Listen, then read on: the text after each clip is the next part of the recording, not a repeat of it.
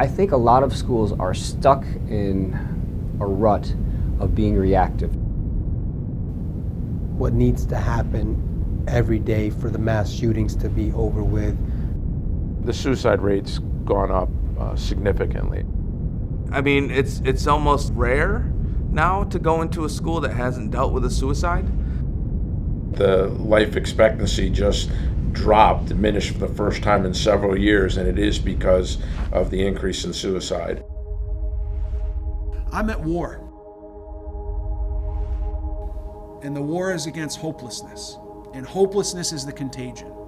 I don't believe bullying is the contagion. Tragedies stem from individuals, and in particular if you're talking about Columbine or other school shootings where students are involved. It's because of a disconnect. It's because they don't find themselves as the worthy or those who belong or those who are part of the fabric of what makes that building or that district run. We need to be able to say that we've done everything possible to diminish the likelihood of those negative situations occurring.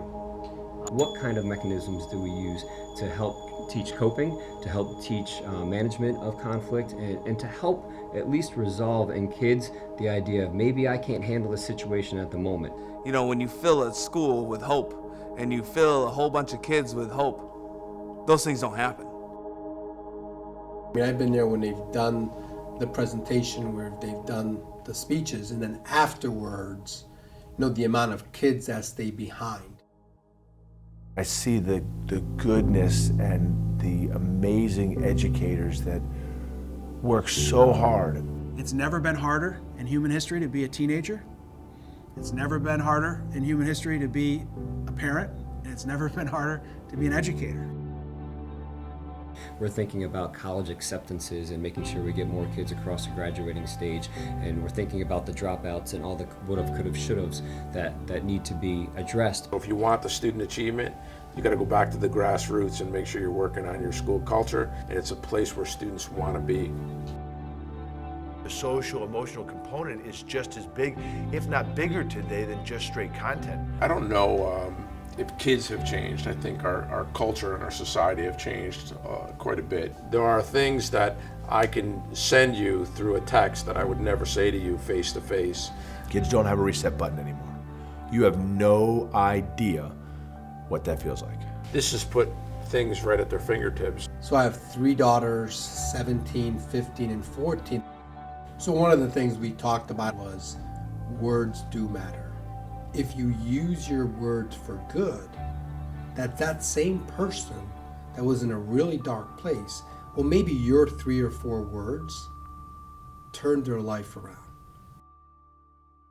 Sometimes you have guest speakers that it's a one-shot deal, and it was over, and that was nice, and there's nothing else that's left that really the kids are left to reflect upon or act upon. It's a difficult decision to make when you bring somebody you know nothing about other than what you see online into your school and you trust them. To be honest, I was skeptical about Sweethearts and Heroes from when I first heard about them, and I wasn't expecting the articulate nature of what he was going to be able to speak to me about that I know and live every day, because I'm thinking you're not interacting with kids the way I am. You weren't in a classroom like I was. How do you know?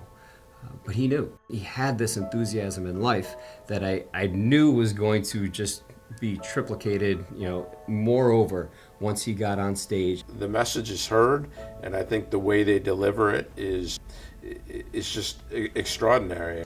It's interactive, it's well thought out. Completely atypical, unpredictable, high energy, palatable, digestible message that everyone can say, I get that. That makes sense to me. And I can do that. We've cracked the code on making kids more empathetically fit. Our message is the most effective and impactful. It's the most addictive and contagious for a kid to take on. The training, the methodology, and the usefulness of the information that Sweethearts and Heroes provide allows for individuals to say, yeah, this is that moment they talked about. This is when I need to be a hero. We've brought Sweethearts and Heroes into this district on several occasions now. You can put them in front of kindergartners, you can put them in front of college Kids, you can put him in front of adults of any walk of life, and he will find a way to connect with you. You leave that time with Jason and Rick and Tom, you can't help but rethink your approach to education. They are more inclusive to make sure that they are welcoming their fellow students, whether it's in the lunchroom and somebody's looking for a place to sit down, whether it's find a partner to work with. Find a way to have them commit. It's going to have a tremendous impact. You create a new culture. You create a culture of acceptance, of comfortability. You create a culture of kids wanting to come to your school. I think the power is that Sweethearts and Heroes leaves with some suggestions and some recommendations of things that you can implement on a regular basis within your school to keep that message going.